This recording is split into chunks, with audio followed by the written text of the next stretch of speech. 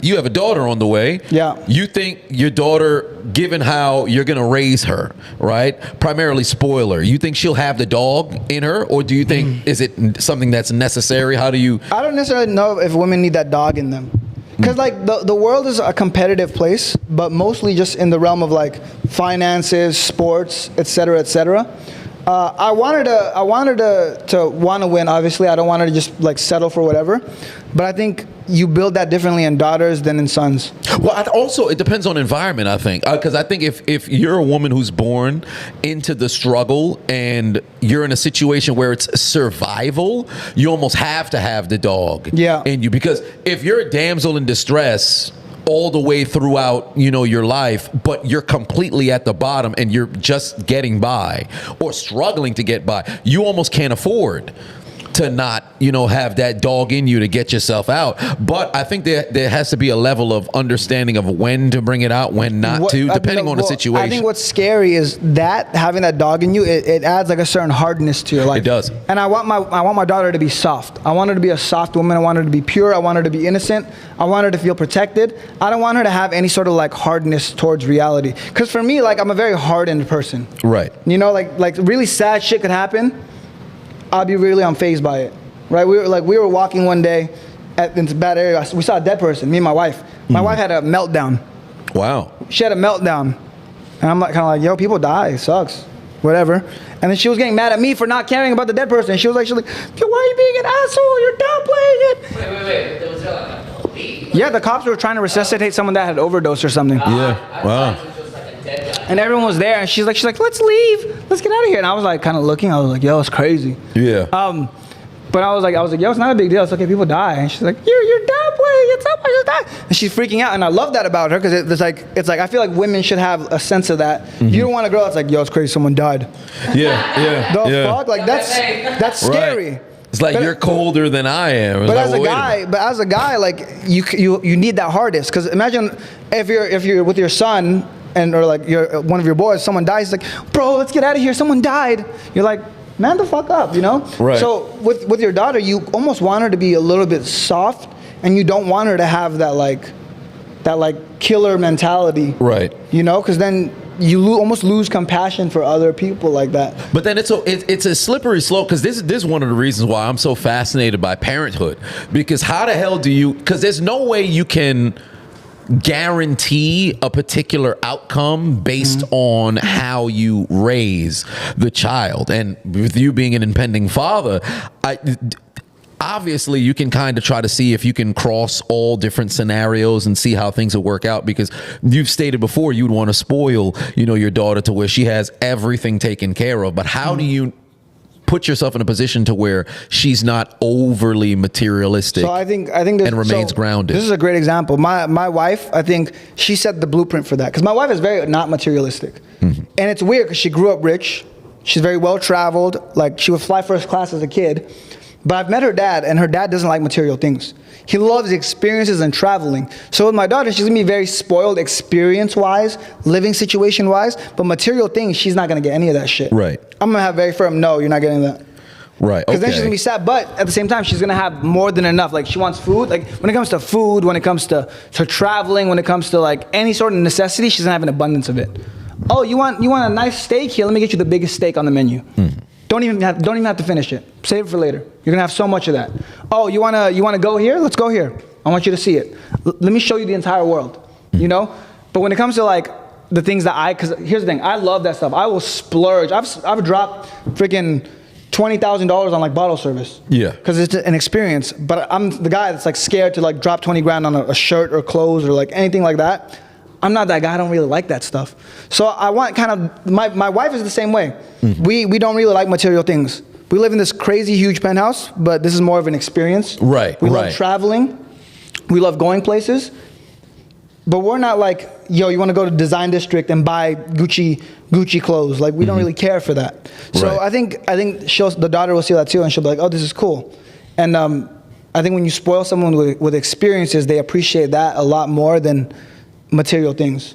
Right, 100%. Because I think now, especially with what social media is now, when really social media still is in its infancy, because Facebook started 2004, Yeah. and although they had different social circles or whatever, I think Facebook really took off about like 2008. MySpace was the crave in 2006 or whatever. So we're really still sub 20 years from when social media really took over the world. So I'm very curious what this upcoming generation and the next generation will look like growing up with this being essentially what your entire life is centered around. Because there's kids who are in their late teens and early 20s who kind of, when they were toddlers entering into, I guess, that elementary school stage where they were just Facebook and socials and all this other stuff was everything. But now kids growing up at like 2 years old are exposed to TikTok because, you know, parents are handing them tablets and phones and all this other stuff. That's a big part. So I'm not giving my daughter any screen time. I wouldn't either.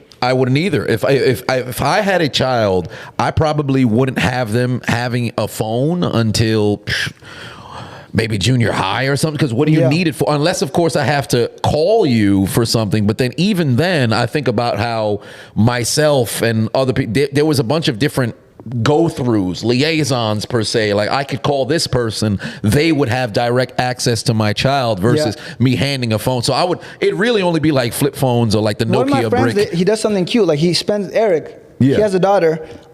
It's really cute. They like how they spend their time. They don't really get screen time, but like how they do it is they'll literally go, because he has a garden. He grows tomatoes and shit. Yeah. So they'll go to the garden. He'll have her like help with the garden. She'll get to try some of the tomatoes. It's super cute. So she just loves being outdoors. Like I love that stuff. I want to go on hikes with my daughter. I want to like be outside. I want to enjoy nature.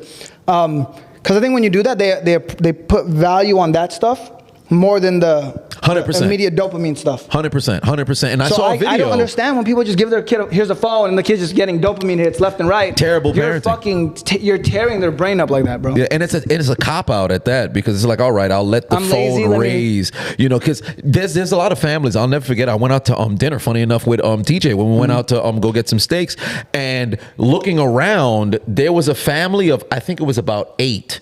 They're eating, but in the midst of eating, there's no conversation amongst the family. Sad, everybody's on a phone, and they had a child as young as what appeared to be maybe about 5 years old. Yeah. Everybody's on a phone or a tablet, and you're out at dinner. Now, granted, you don't need to everybody be involved in the same conversation, but you could speak amongst yourselves. Right. That just didn't seem like it was a reality. So it's very interesting now with like impending parents or young parents or whatever the case is. Like, how are you raising your children? Because I saw a video that went viral where there was a father and he was training with his daughter and his son, and they were walking up an inclined hill with, or are they hills that are flat? I'm not too sure. I think they're all inclined, but with because I said inclined hill. Like, why did I say inclined hill? They're walking up a hill. Yeah, I caught myself. But he was walking with his son and his daughter up this hill, and they're carrying kettlebells, and a woman drove by, got out the car,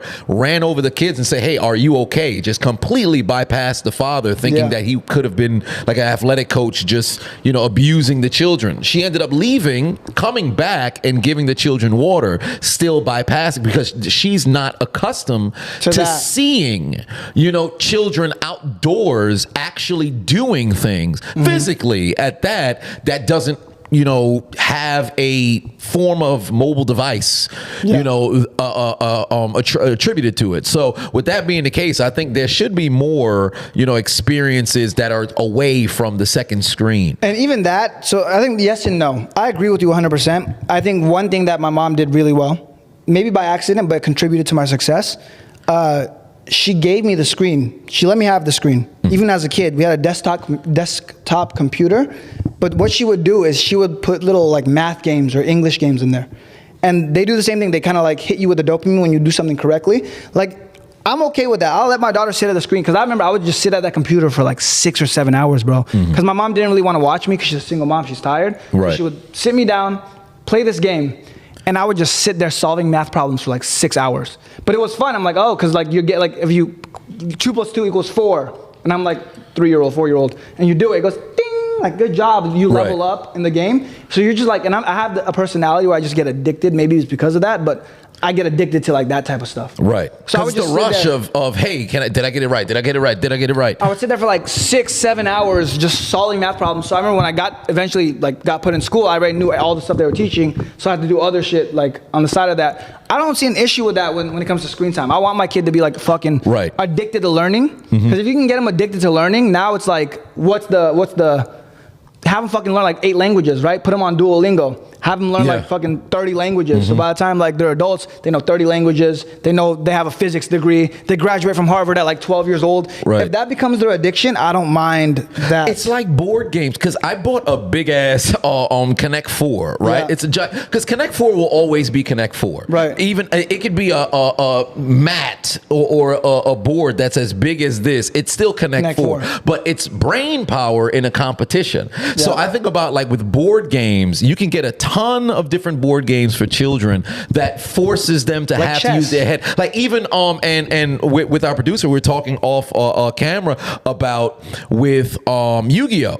When you think about how much different things Yu-Gi-Oh! Touched on when we were children, even with Pokemon, same thing. You had to read the card to know what the effect were. You had to know the math to understand the difference of when somebody attacked. If you had a defense monster, what's the difference if this would take the thing out? Sacrifice. If you wanted to get a higher level card, you had to understand you had to give up something to get something else. It's like very strategic in the maturation of the the child mind. And when I was a kid, I kind of, that's why I got so into it. I'm like, oh, this makes sense. I get it. There's a story that's attached to it. Blue eyes, white privilege. Oh, well. Blue eyes, white privilege. Blue eyes, Hey, yo. white privilege out there in San Blue Francisco. eyes, Christian why is McCaffrey. Blue eyes, white dragon stronger than the dark magician? You don't find Yeah. that suspicious? He's a You don't dragon. find that suspicious? But then again, at the same time, Dark Magician is stronger than Red Eyes Black Dragon. You don't find that suspicious? That's pretty suspicious. Somebody call Dr. Umar when you need him. the blue eyes white dragon. I don't know, man.